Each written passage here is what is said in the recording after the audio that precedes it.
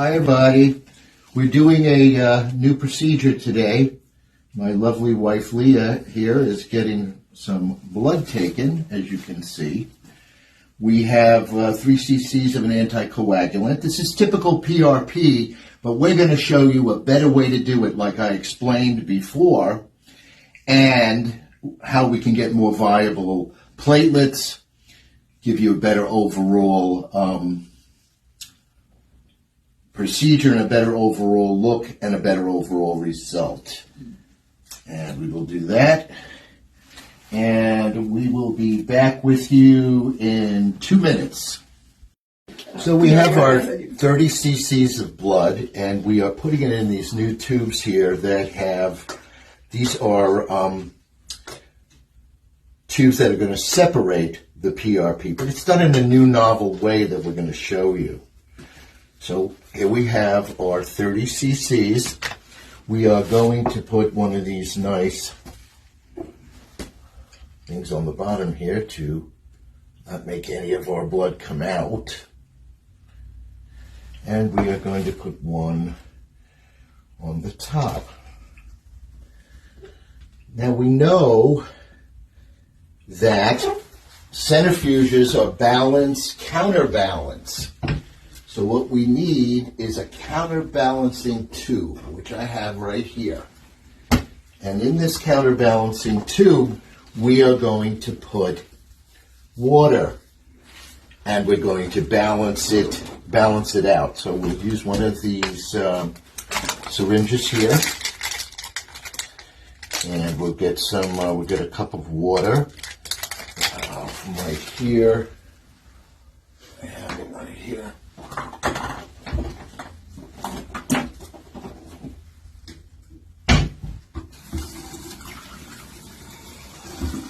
And I'm going to draw it up.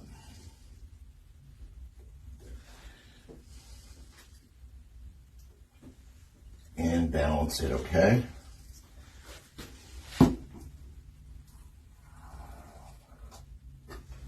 And we can do that with a simple scale.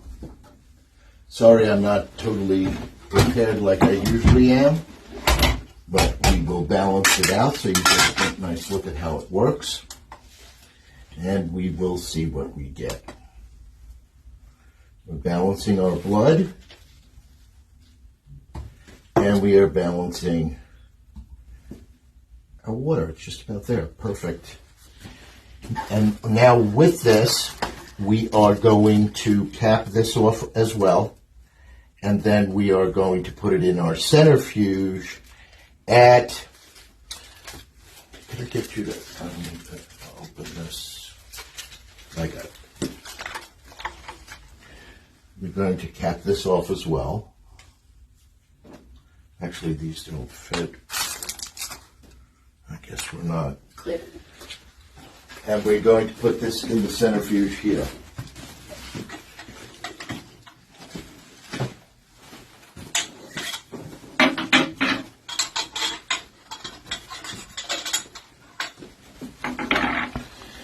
Okay. Balance, counterbalance. Using our pure spin centrifuge, which is going to make all the difference, we are going to do our first spin at 1 minute at 4,400 RPMs. Here we go.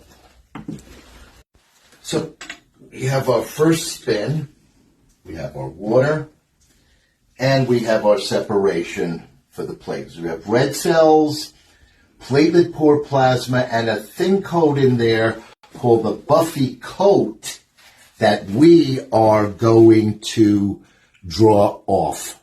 So what we'll do is come over here, and we're going to take this off, and we are going to draw up in another clean syringe what we need. And I'll show you in a minute what that's about. So we're attaching a clean syringe, and what we're going to do is you'll see the platelet poor plasma obviously come up into the syringe, And there it is. And we're going to see a flash of red. That'll be our buffy coat. That'll be what we really, really are looking for. So we draw up, draw up, draw up. It's coming. I can see it. And it's going to come right now. There it is. There's that flash. Okay? Now we have what we want. Now we're going to take this and we're going to put it in the bottom of this fancy tube. And we're going to inject it in this fashion. Just nice and slow. And you can see it fill.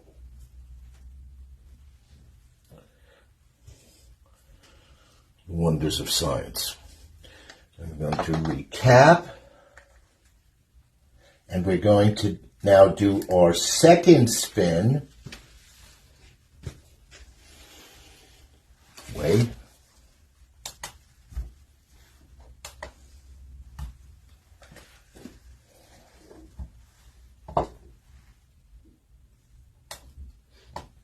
Works right. And we're going to do our second spin. We have to take the top off. Oh, no, we can spin it with the top on. It closes. Second spin will be at 3 minutes, 4,400 RPMs. Okay, so now we have just finished our 3 minute. This is the product in here. And we are going to start to draw it off. So we'll come over here and with another clean syringe, we're going to draw off 7. We're going to leave about 3 cc's of product in here. So it's typically about 7 cc's that'll come out. So we'll take our cap off. Make sure this is already. And we'll go in and very nicely, you can see that there's a gauge there. Leave about 3 cc's, 3 to 4 cc's of product right about there. We'll stop, we'll take this off. There's our product, and we'll swirl it. All that work for that little bit of stuff, but that's the sweet spot.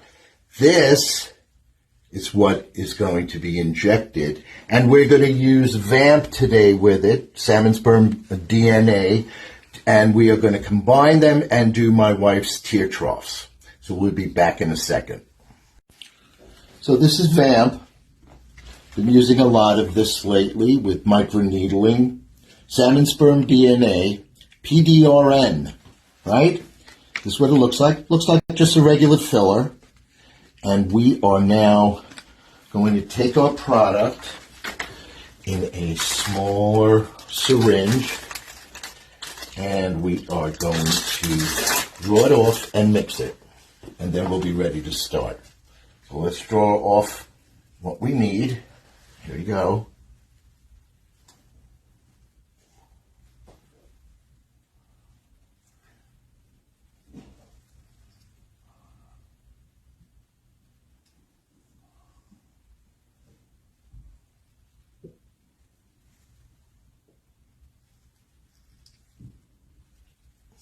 Let's give it a minute. Let me just make sure it comes out. Well, here's the product.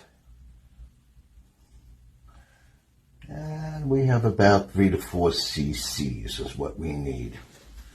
So, this is the sweet spot. This here.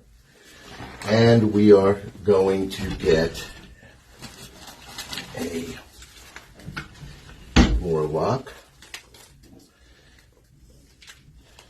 And in a little bit bigger syringe, the one I had before, we're gonna push all this out and put our product in. some fun things to do on a Friday afternoon, right? At least fun for me. So our vamp is in, and now it's just a matter of mixing it.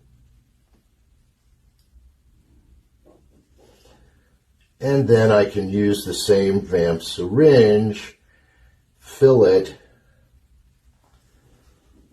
and start my procedure. So if you want to look, this is the finished product. Seems like a lot of work for nothing, but it will make a difference. We'll be right back. So here's our product. We're going to use a 23 gauge cannula so we can make one small hole. And we're going to do tear troughs. Something very simple. So the first thing you do is you set yourself up. What I usually do is I usually measure. And remember, with this stuff, you're not going to get the swelling you're going to get with a hyaluronic acid filler like Versa or Restylane. We're going to put a small, tiny hole here. She's had some numbing stuff. Right there. Okay? I'm going to take that out, and then I'm going to thread the cannula in. So we do this. It leaves a little dot right there, which you can barely see. And then there's a little blood return, and then you thread. Are you okay? Mm-hmm. All right. You can see the cannula in there. I'm under the tear trough. And then it's just a very little bit, you can see my hand, of placement. I don't just jack it all in. Just a little. I also like to put it in a little bit in the mid-face because we can improve that as well. Then a little simple massage, as you can see, starts to fill it. And I'm going to finish this side in a second, give you an idea of how it works. Now that's not going to swell. There might be a little bit from the trauma now, but that will go down like any injection. We also have a post-injection injection serum that we like to use. Sometimes we get this, that it seals itself pretty quick. Another small little hole. Post-injection serum sometimes helps with bruising and stuff like that. Remember, whatever you do, you can always get a bruise because you're dealing with a lot of capillaries. So, here's the threading again. We're up in the tear trough. Remember, we're not by the eye itself. This is the face. And we're putting the rest of this in there for now. We're going to do the other side in a minute, and then you'll see how, when we're done, how it will fill itself. So we'll be back with you in a second. So we're measuring again. I can come from here, little pinprick, here we go. Pinprick into the skin, making our little channel.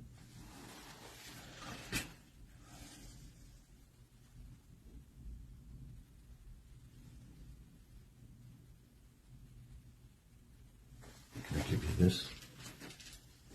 Okay. Chrissy, could you take that for a second? And threading, as you can see, with the cannula. There's a little pushing sometimes. You do it nice and gingerly, and you can get it in there without too much in the way of trauma. And you can see how it is filling the tear trough and a little bit of the mid-face. Sorry. You all right?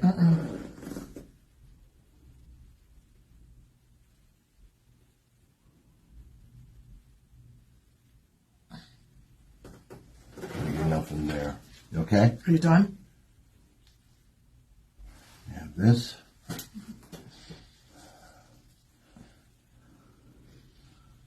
And a little massage. And we'll be back in a second to show you what the outcome is.